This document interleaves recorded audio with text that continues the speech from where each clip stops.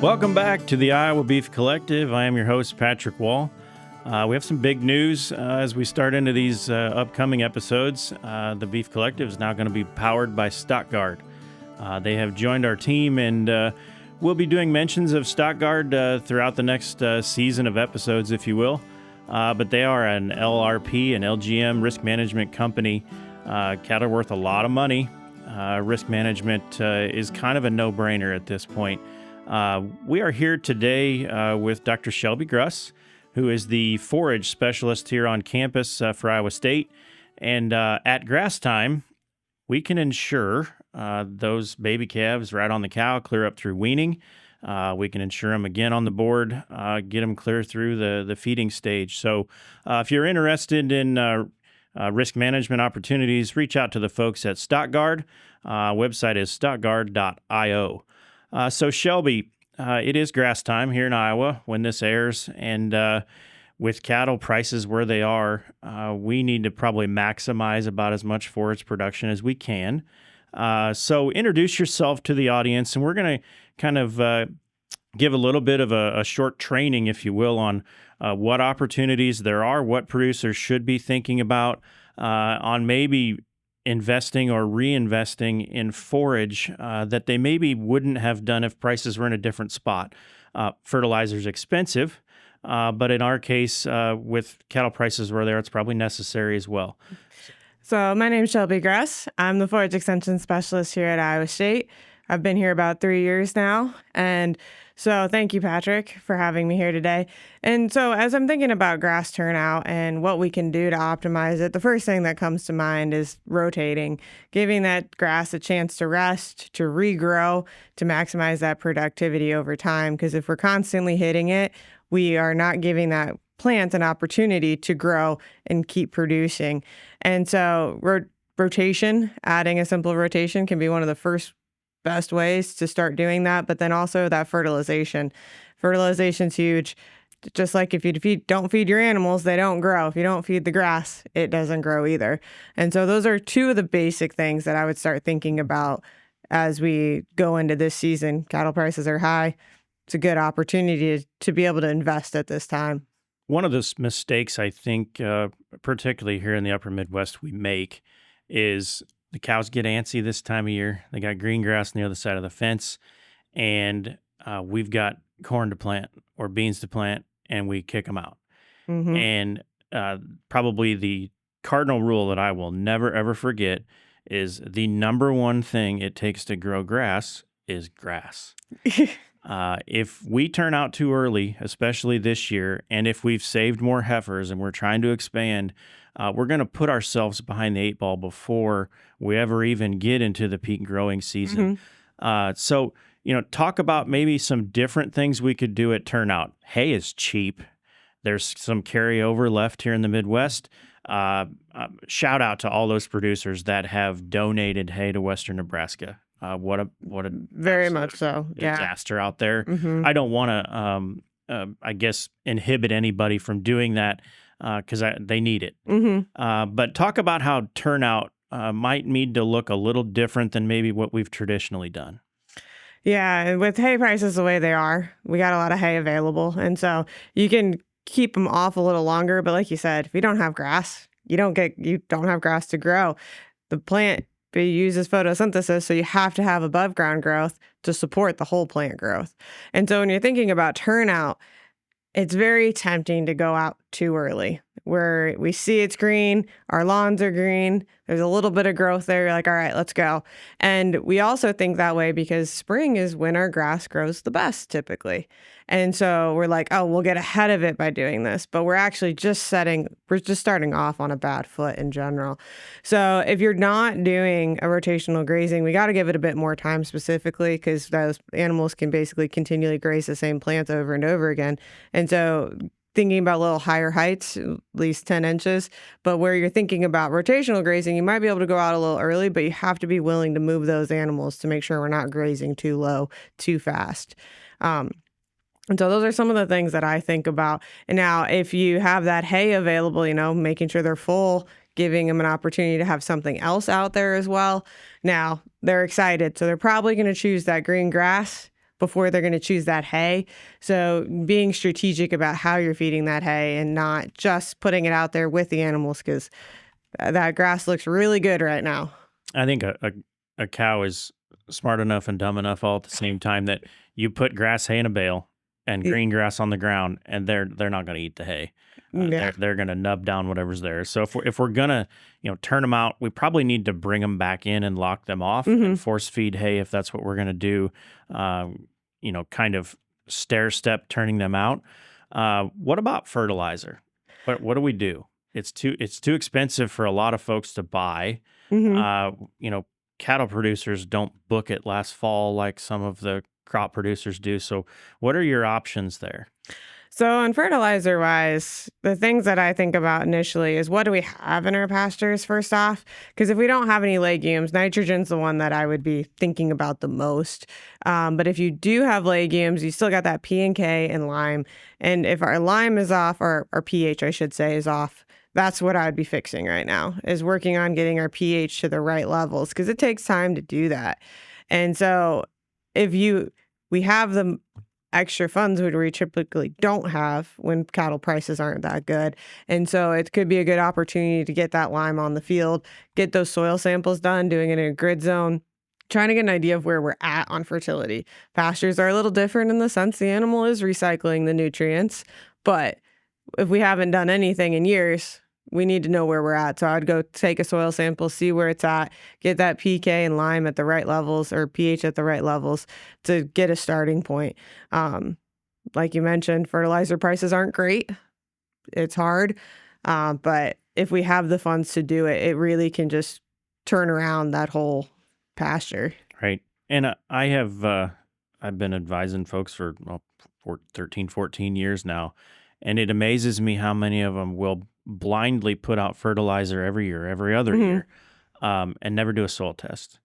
And, P and K is really expensive. You can spend $25, $30 on a soil sample up front and figure out if you actually need any. Yes. I had done some hay graze for actually several years, and I thought, well, I got to be low on P and K because I removed all that. I did a soil test, and I was well within range of where I should have been. So I think a lot of producers can save them a ton of money. Just do the soil test first, figure out where you're at, and do it where your soil conditions or your soil types change. Yes. Don't expect one soil sample from your entire pasture to show you what you need, because you'll probably need more in some areas and not some in others. Let's shift gears to chemicals, because we were dry last fall in a good part of Iowa. Cattle prices were good, so maybe we grazed into the winter a little longer than we wanted to. We didn't want to start feeding hay. Harvest got long. Whatever our excuse is, doesn't matter. We're probably going to have some weeds. So what are your recommendations? I deal with thistles a lot. I don't think I'm alone. So what sort of chemical recommendations do you have? I always get I don't want to kill my legumes. I've never been on a farm where the legume count was high enough that I thought chemical intervention was a bad idea. Will you kill some legumes? Yes. So what are your options? What do you think we should do? Like you mentioned, it can be hard to get that legume high enough. And I think it's partly because when you visually look at legumes in a pasture, it looks like there's a lot more there than there actually is, and actually getting it on that dry matter basis. And it's just the way the structure of that plant grows.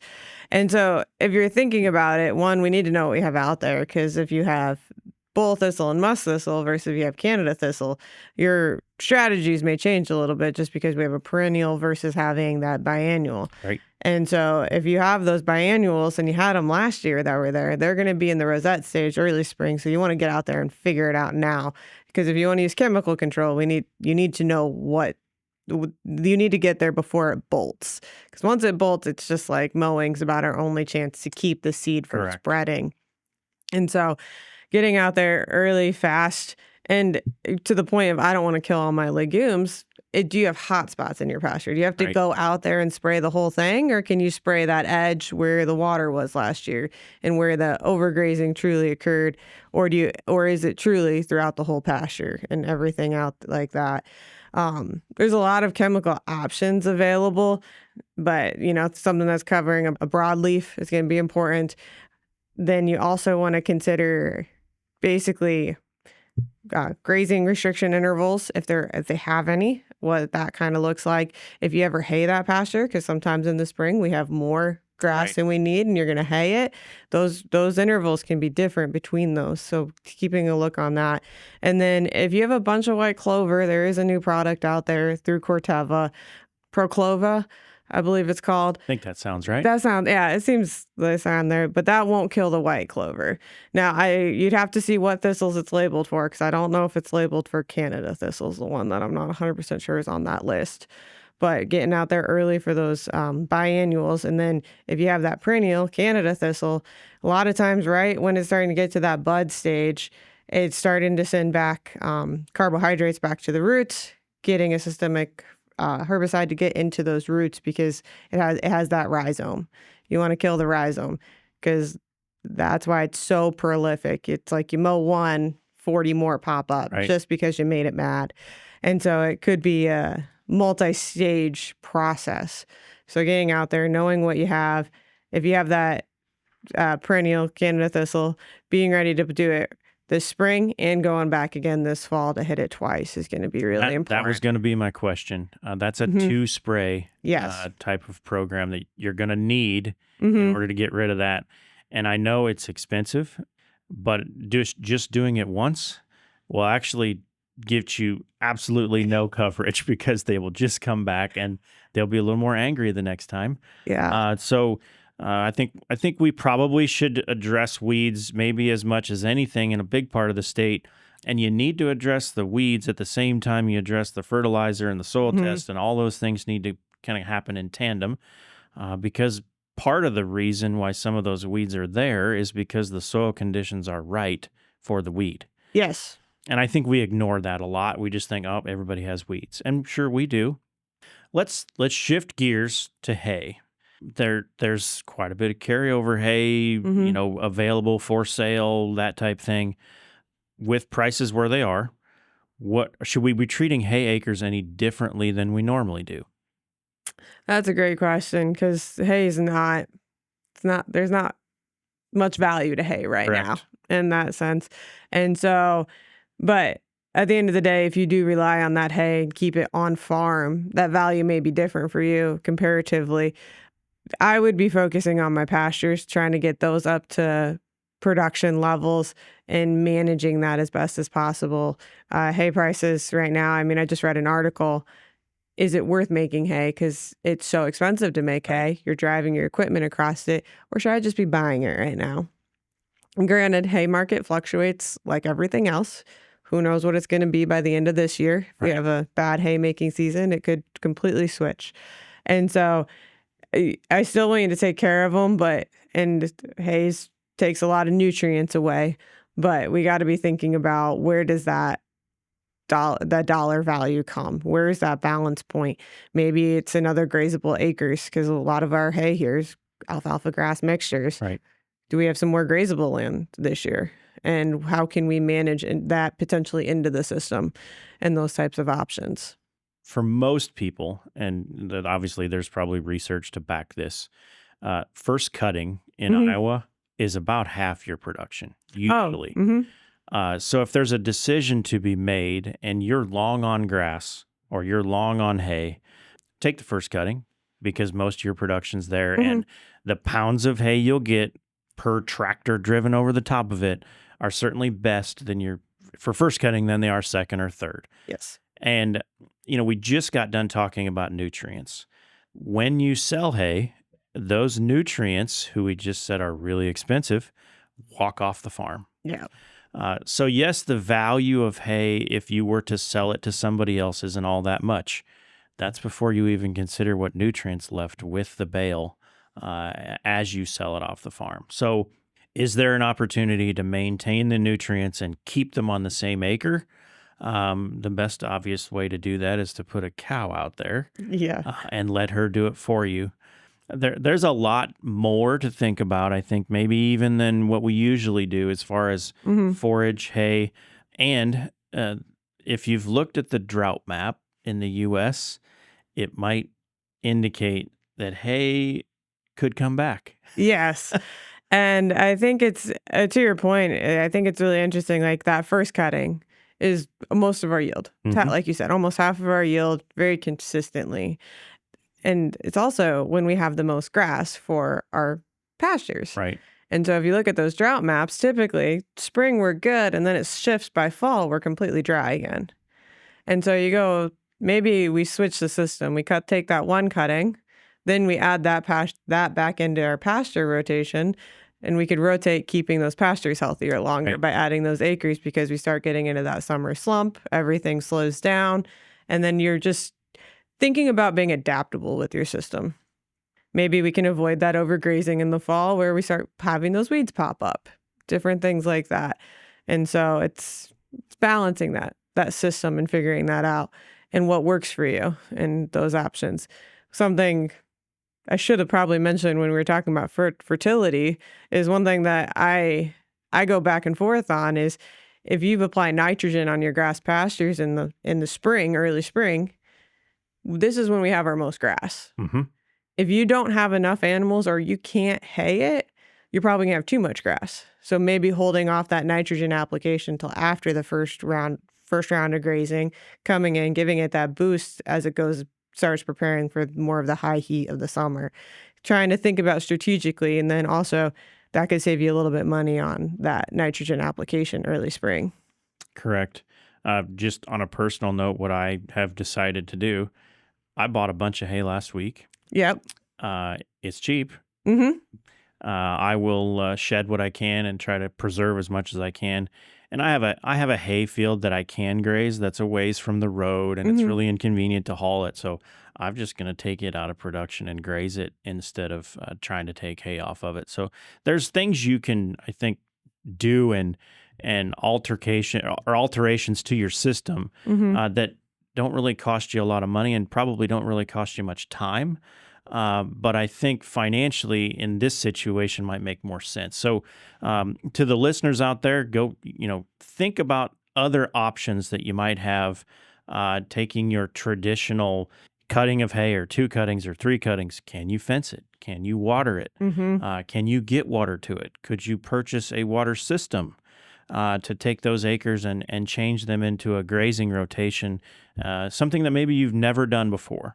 There's NRCS contracts for stuff like that, water systems. Mm-hmm. Think outside the box a little bit. And, for those of us that are trying to expand the cow herd a little bit, we're going to have to get creative. And we're gonna have to get creative, and I think something we also need to think about is planning ahead.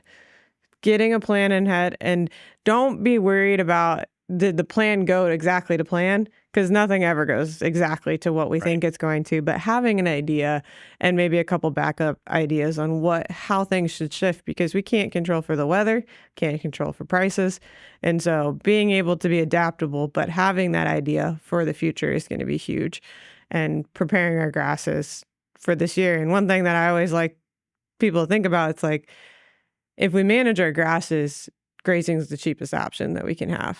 And so if we manage them like we manage our corn or our soybeans, we're going to get the most productivity that we can and the most feed for our animals at that time. So hopefully overall it'll be a cheaper value than bringing in hay. And now hay is cheap right now, but Right. yes. And I want producers to think about the math behind that a little Yes. differently, because if you do a better job of managing your grass, you Mhm. keep it younger, you keep it from going to seed, you're rotating on it faster, every pound that calf gains on the side of that cow this year has been historically worth about $5-6 right now Yeah. per pound. You can't make any hay that's ever worth $5 or $6 a pound. So there's some math that we need to reconsider on grass management Mhm. with a feeder calf price where it's at. And bred cows, all of those are more expensive than we've ever done. So anything we can do to maximize the productivity on the forage acres and the hay acres that we've got financially is way bigger deal than it ever has been. So let's end on what we got going on a little closer to campus. Talk to us about your research. What's going on right now on the research trials you're working on? So currently right now I have my hands in a lot of different things. I have some hay, I have some silage, and a little bit of pasture grazing. So down at McNay Research Farm, we are working on alfalfa tolerant grazing varieties that are available and seeing how well they can maximize production in the season. And we've done 1 year of the trial. We're going to do another year this year. Last year it looked great. We had tons of production, lots of yield. So we'll see how it goes this year and the persistence of those alfalfas that are there. But we have a couple hay trials looking at establishing it. And then also now there's these mixtures of alfalfas they're putting out. They have like branch rooted types, rhizomatous, and different things. And they're putting it all in the same bag. And so we're seeing how those will perform against each other.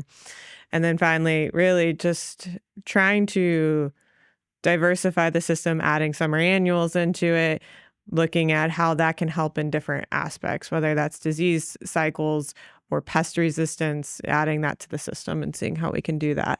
So correct me if I'm wrong, but we basically bred alfalfa plants for the last 100 years to grow tall, stand up, get more productive so that we could cut it off and put it in a hay bale and get as much of it as we possibly could. And the bloat risk that was involved in breeding that plant is the reason why alfalfa looks the way it does, and largely why we don't even consider it an option in a lot of pasture mixes. Is that a fair assumption? Yeah, it is. That bloat risk is really what scares everybody away. And then also the crown. And so the people were worried about that hoof action straight on the crown.